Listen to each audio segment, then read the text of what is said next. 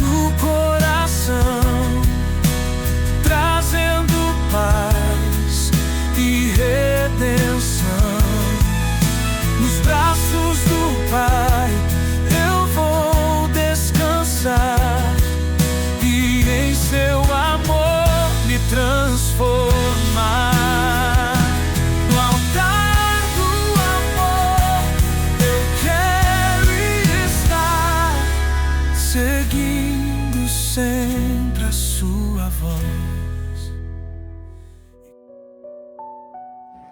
Bom dia, gente. Deus abençoe. Boa tarde, boa noite. Você que vai seguir esse passo, de fé através da leitura da Bíblia. Que Deus abençoe sua vida. E hoje o capítulo 4 de Gênesis, Caim mata Abel. E Adão teve relações com Eva, sua mulher, e ela engravidou e deu à luz Caim. Disse ela: com o auxílio do Senhor tive um filho homem. Voltou a dar à luz e desta vez teve Abel, irmão dele. Abel tornou-se pastor de ovelhas e Caim agricultor. Passando então algum tempo, Caim trouxe do fruto da terra uma oferta ao Senhor. Abel, por sua vez, trouxe as partes gordas das primeiras crias do seu rebanho. O Senhor aceitou com agrado a Abel e sua oferta, mas não aceitou Caim e sua oferta. Por isso Caim se enfureceu e seu rosto se transtornou. O Senhor disse a Caim então: por que você está tão furioso? Por que se transformou seu rosto? Se você fizer o bem, tem tradução que vai dizer assim, irmão: se você tivesse feito direito, não seria aceito? Mas se não o fizer, saiba que o pecado o ameaça à porta. O pecado, lembrando que é sempre uma palavra erro de alvo. Então assim, vamos trocar em miúdos isso aqui para nós. É como se Deus estivesse dizendo a Caim: você, se tivesse feito direito, acertado o alvo, não teria sido aceito. Você errou o alvo. Então muitas das vezes aqui fica uma grande lição para nós. Uma das intenções do inimigo é fazer a gente errar o alvo, errar um pensamento, um sentimento, uma atitude, uma ação, uma reação, e querer que Deus nos aceite e que faça por nós a mesma coisa que fez por outro que às vezes fez uma renúncia e nós não, tomou uma atitude e nós não, agiu de uma forma e nós não cedeu, se resistiu a alguma situação e nós não. Então, nós devemos sempre ter a ciência do seguinte: Deus não é injusto, Deus ele é perfeito e justo. Somos nós que damos material para que essa justiça de Deus se manifeste ou não. Continuamos aqui então. Mas se não tiver feito bem, o pecado já ameaça a porta e ele deseja conquistá-lo, mas você deve dominá-lo. Então a ordem do Senhor é: domine primeiramente sobre a si mesmo. Disse, porém, Caim a seu irmão Abel: vamos para o campo. Quando estavam lá, Caim atacou seu irmão Abel e o matou. Quer dizer, aqui, como nós já pregamos na igreja várias vezes, a intenção do inimigo é sempre nos tirar, nos levar para longe de Deus, do ambiente que nós estamos sendo abençoados, ou Deus tem o poder de cuidar de nós, que é no raio da sua palavra, nos limites da sua palavra, para nos atacar sem misericórdia nenhuma. Foi o que Caim, que matou Abel, fez. Levou ele lá para a área dele, para o campo, e não investiu contra a vida do Abel lá no pasto, onde ele dominava. Então é um cuidado que nós devemos sempre ter, de não nos deixarmos levar e nos afastarmos às vezes da igreja, nos afastarmos de uma oração, de uma leitura bíblica, nos afastarmos da vida espiritual, da comunhão com os irmãos. Por quê? Porque é nesse ambiente que está a nossa segurança contra os ataques do inimigo. Não vai impedir o ataque, mas vai nos garantir uma segurança de proteção e ajuda. Como nós ministramos esse ano, a comunhão, ela traz proteção e socorro. Continuando. Então o Senhor perguntou a Caim: onde está teu irmão Abel? Respondeu ele: não sei, sou eu responsável por meu irmão? Aqui Deus, ele já sabia o que tinha acontecido. Ele estava dando uma chance, a misericórdia, para que o Caim então reconhecesse o erro que fez e pedisse até ajuda a Deus. Quem sabe Deus ali o perdoaria. Nós não vamos inventar, mas a questão é que toda vez que Deus, a palavra, vem até nós, ela vem nos dando uma oportunidade de melhora, de reconhecimento, É uma oportunidade mesmo, é uma chance, né? Disse o Senhor: o que foi que você fez? Escute, da terra o sangue do seu irmão está clamando. Agora amaldiçoado é você pela terra, que abriu a boca para receber à sua mão o sangue inocente do seu irmão. Quando você cultivar a terra, esta não lhe dará mais da sua força. Você será um fugitivo errante pelo mundo. Disse Caim ao Senhor: meu castigo é maior do que posso suportar. Hoje me expulsas da tua presença, ou da terra, e terei que me esconder da tua face. Serei um fugitivo errante pelo mundo, e qualquer que encontrar me matará. Mas o Senhor lhe respondeu: não será assim. Se alguém matar Caim, sofrerá 7 vezes a vingança. E o Senhor colocou em Caim um sinal para que ninguém que viesse a encontrá-lo o matasse. Então Caim afastou da presença do Senhor e foi viver na terra de Nod, a leste do Éden. Os descendentes de Caim. Caim teve relações com sua mulher e ela engravidou e deu à luz Enoque. Depois Caim fundou uma cidade, a qual deu o nome de seu filho Enoque. A Enoque nasceu Irade, Irade gerou a Meujael, Meujael e Metusael, e Metusael a Lameque. Lameque tomou 2 mulheres, e uma chamava Ada e a outra Zilá. Ada deu à luz Jabal, que foi o pai daqueles que moram em tendas e criam rebanhos, tipo os ciganos hoje. E o nome do irmão dele era Jubal, que foi o pai de todos os que tocam harpa e flauta. Zilá também deu à luz a um filho chamado Tubal-Caim, que fabricava todo tipo de ferramenta de bronze e de ferro. Tubal-Caim teve uma irmã chamada Naamá. Não é Naamã, é Naamá mesmo. Disse Lameque às suas mulheres, Ada e Zila: ouçam-me, mulheres de Lameque, escutem minhas palavras. Eu matei um homem porque me feriu, e um menino porque me machucou. Se Caim é vingado 7 vezes, Lameque o será 77 vezes.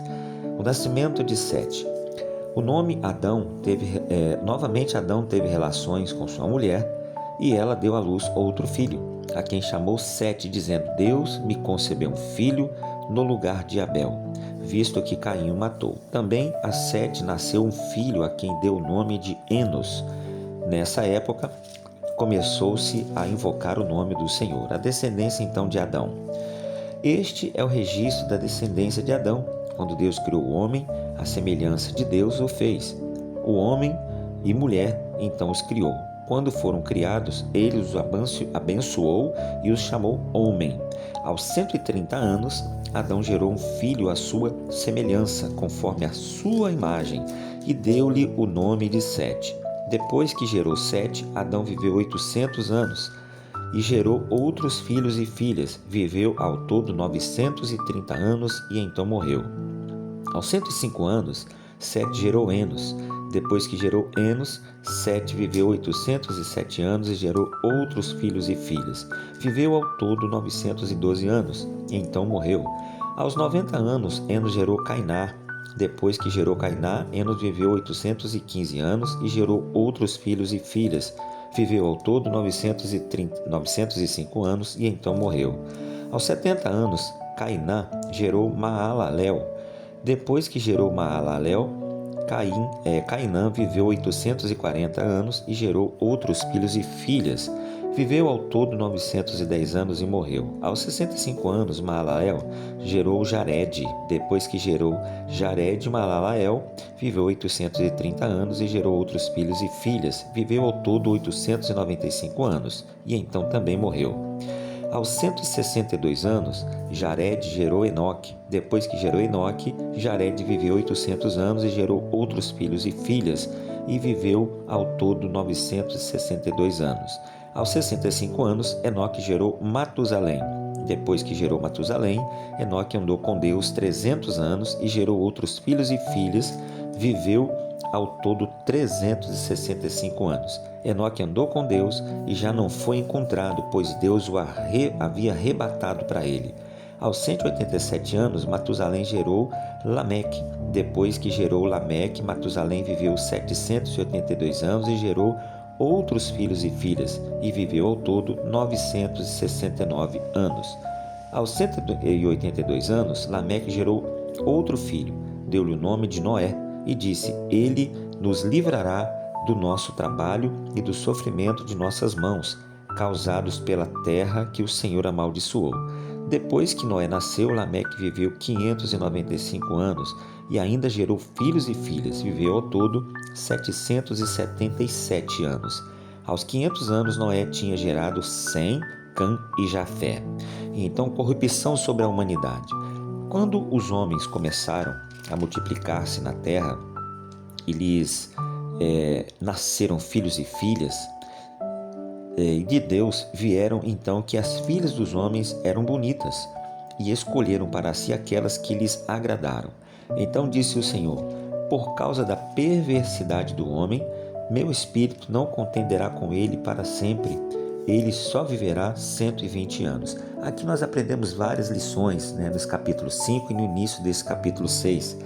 Deus ele não ignora nenhum detalhe.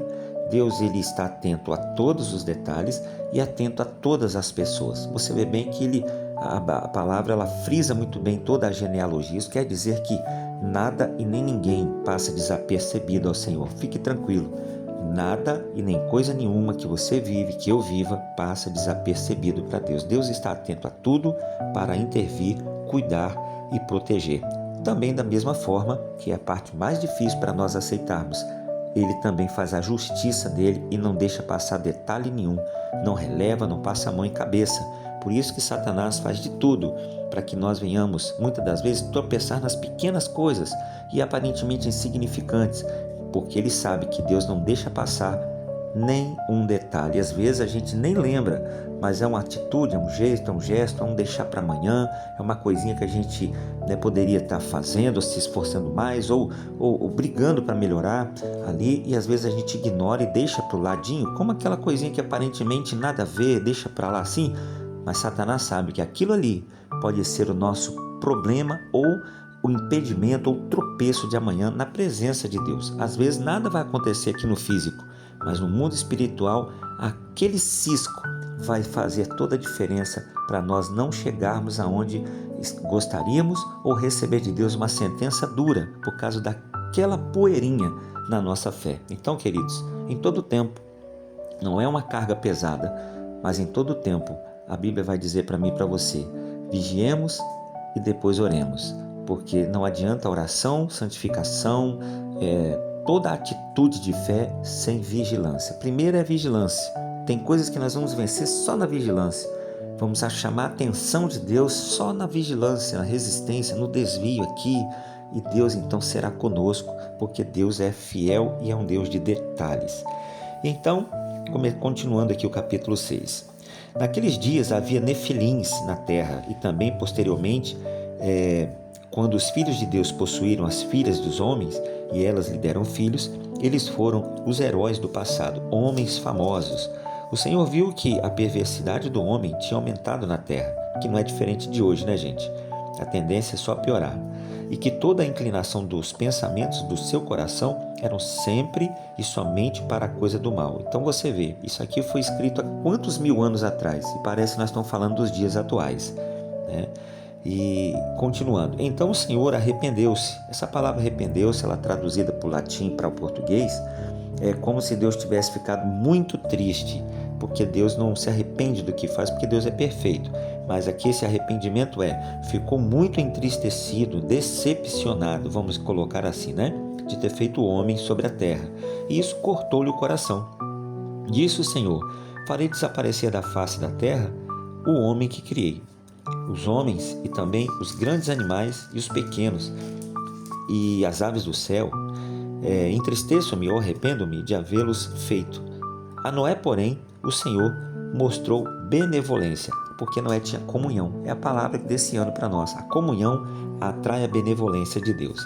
A arca de Noé. Esta é a história da família de Noé. Noé era um homem justo e íntegro entre o povo da sua época. Ele também andava com Deus. Noé gerou 3 filhos, Sem, Cã e Jafé. Ora, a terra estava corrompida aos olhos de Deus e cheia de violência. Ao ver como a terra se corrompera, pois toda a humanidade havia corrompido a sua conduta, Deus disse a Noé: darei fim a todos os seres humanos, porque a terra encheu-se de violência por causa deles. Eu os destruirei com a terra. Você, porém, fará uma arca de madeira de cipreste, divida-a em compartimentos e revista de piche por dentro e por fora. Faça com 135 metros de comprimento, 22 metros e meio de largura e 300 metros e meio de altura. Faça-lhe um teto com vão de 45 centímetros entre o teto e o corpo da arca. Coloque uma porta lateral na arca e faça um andar superior, medido e um inferior. Eis que vou trazer água sobre a terra. Será um dilúvio para destruir debaixo do céu toda criatura que tem fôlego de vida. Tudo que há na terra perecerá. Mas com você estabelecerei a minha aliança, e você entrará na arca com seus filhos, sua mulher e as mulheres de seus filhos. Faça entrar na arca um casal de cada um dos seres vivos, macho e fêmea, para conservá-los vivos com você. De cada espécie de árvore, de cada espécie de animal grande e de cada espécie de animal pequeno que se move sobre a terra, rente ao chão, viverá um casal a você para que sejam conservados vivos. E armazene todo tipo de alimento para que você e eles tenham mantimento. Noé fez exatamente como Deus lhe tinha ordenado. Aqui nós finalizamos o nosso momento hoje do Antigo Testamento. E aqui fica uma lição para nós. Deus tem sempre um projeto preparado. Aqui nós aprendemos duas lições basiquinhas. Deus tem um projeto, mas Deus conta com o homem para realizá-lo. Deus não depende, mas conta com o homem para realizá-lo. Que Deus possa nos encontrar alinhado com Ele para que Ele possa executar em nós e através de nós os seus projetos. Permaneça andando com Deus e os projetos de Deus será para proteção da sua vida e sua família contra as catástrofes externas. Mateus capítulo 2, para finalizar nossa leitura de hoje. A visita dos cegos. Ontem nós vimos o nascimento de Jesus e agora vamos ver como que se dará isso. Depois que Jesus nasceu em Belém de Judeia, nos dias do rei Herodes, os magos vindo do Oriente, você vê bem, a Bíblia fala magos, né, que eram os estudiosos da astrologia, estudavam a ciência, não eram reis, né, eles eram magos, somente isso, nem crentes eles eram, né, nem cristãos, eles eram só astrólogos, estudiosos da lei, da física, da ciência e queriam por curiosidade, por eles acompanharem tudo, eles perceberam os sinais. Quer dizer, às vezes, aqui tem uma lição grandiosa. Às vezes tem ímpio que é mais temente. Às vezes tem ímpio que é mais sensível aos sinais do que muitas das vezes muitos cristãos. Porque a falta de interesse em conhecer e desenvolver o conhecimento, né, não traz para aquelas pessoas a sensibilidade e o temor. Então, assim, conhecimento e espiritualidade devem andar juntos. Muitos de nós somos espirituais, mas não temos o conhecimento e entendimento. Outros têm muito conhecimento e entendimento, mas não têm o espírito. Então, são dois ingredientes que têm que se alinhar. E que esse ano seja um ano de alinhamento desses dois, vamos dizer, ingredientes da fé. Continuando. Quando o rei Herodes ouviu isso, ficou perturbado e com ele toda Jerusalém. Tendo reunido todos os chefes dos sacerdotes do povo e os mestres da lei, perguntou-lhe onde deveria nascer o Cristo. E eles responderam, em Belém da Judeia, pois assim escreveu o profeta. Mas tu, Belém, da terra de Judá, de forma alguma és menor entre as principais cidades de Judá, pois de ti virá o líder, que como pastor conduzirá Israel e o meu povo. Então Herodes chamou os magos, secretamente informou-se com eles a respeito do tempo exato em que a estrela tinha aparecido. Enviou-os a Belém e disse, vão informar-se com exatidão sobre o menino. Logo que o encontrarem, avisem-me para que eu também vá adorá-lo. Coisa nenhuma, né? Ele queria era matar mesmo. Depois de ouvirem o rei, eles seguiram o seu caminho e a estrela que tinham visto no Oriente foi adiante deles, até que finalmente parou sobre o lugar onde estava o menino. Aqui tem uma lição que a gente já pregou algumas vezes, mas basta lembrar.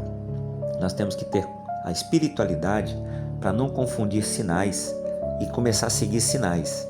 Mas quando nós temos a ciência do entendimento, né, como você está fazendo, seguindo a leitura dessa palavra durante todo esse ano, e a espiritualidade, você começa então a estar disponível para que Deus possa conduzir o seu caminho. Eles foram ali, né, de forma de boa coração, de boa inocência, buscando o sinal da estrela. E chegando lá, tinha uma ordem do rei Herodes, encontrar e contar. Só que quando eu sigo a estrela, sigo o sinal de Deus, eu vou então me envolvendo, me capacitando de forma espiritual para que nenhuma outra voz conduza a minha vida. É impossível não ouvir, muitas das vezes até ser impulsionado por elas, como eles foram, pela palavra do rei Herodes. Mas a condução será sempre divina, como aconteceu aqui. Vamos ver o restante. Depois, enviou para adorá-lo. Ok, vamos ver. Entraram na casa e viram um menino com Maria, a sua mãe, e prostrando-se o adoraram. Então abriram seus tesouros e lhe deram presentes, ouro, incenso e mirra. Por isso que as pessoas falam que eram 3 e eram reis. Não, existia uma comitiva, muito mais do que 3. Existia uma comitiva grandiosa. E os presentes simbolizavam aqui, não porque eram 3, simbolizavam a condição espiritual, vamos dizer assim. O ouro simbolizava o reinado, porque só reis tinham ouro. Então eles reconheciam que o Senhor era o rei dos reis.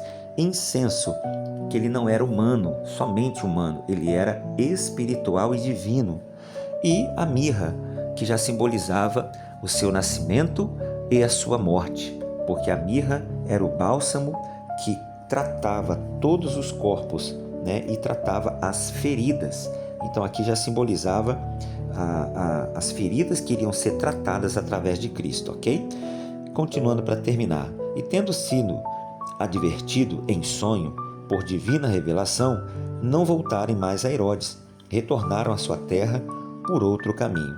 Então aqui fica uma lição para nós, que quando estamos sensíveis a Deus, não importa qual voz tenta conduzir a nossa vida, no final de tudo, será sempre uma revelação divina para nós, a palavra, que conduzirá nossas atitudes e nossas direções, e sempre virá um outro caminho melhor do que aquilo que o inimigo, que o Herodes, né, o inimigo, tenta conduzir a nossa vida. Fique tranquilo, Deus tem sempre uma divina revelação para você, apenas mantenha-se em comunhão com Ele. E então a fuga para o Egito. Depois que partiram, um anjo do Senhor apareceu a José em sonho e lhe disse: levanta-te, toma o menino e sua mãe e fuja para o Egito. Fique lá até que eu lhe diga, pois Herodes vai procurar matar o menino. Lembra que nós falamos na virada desse ano? Quem está em comunhão com Deus está sempre um passo à frente, porque Deus está sempre um passo à frente de nós, porque o amanhã pertence a Ele. Então ele se levantou, tomou o menino e sua mãe durante a noite e partiu para o Egito, onde ficou até a morte de Herodes. E assim se cumpriu o que o Senhor tinha dito pelo profeta: do Egito chamei o meu filho. Quando Herodes percebeu que havia sido enganado pelos magos, ficou furioso e ordenou que matassem todos os meninos de 2 anos para baixo, em Belém e nas proximidades, de acordo com a informação que havia obtido dos magos. Então se cumpriu o que fora dito pelo profeta Jeremias. Ouviu-se uma voz em Ramá, choro e grande lamentação. É Raquel, que chora por seus filhos e recusa ser consolada porque já não existem. Então a volta agora para Israel. Depois que Herodes morreu, um anjo do Senhor apareceu em sonho a José no Egito e disse: levanta-se, toma o menino e sua mãe e vá para a terra de Israel, pois estão mortos os que procuraram tirar a vida do menino. Ele se levantou, tomou o menino, sua mãe, e foi para a terra de Israel. Mas ao ouvir que Arquelau estava reinando na Judéia, em lugar de seu pai Herodes, teve medo de ir para lá. Tendo sido avisado com sonho, retirou-se para a região da Galileia e foi viver uma cidade chamada em Nazaré. Assim cumpriu-se o que fora dito pelos profetas: ele será chamado Nazareno. Aqui nós encerramos o texto de hoje e a palavra para nós é exatamente essa: direção divina.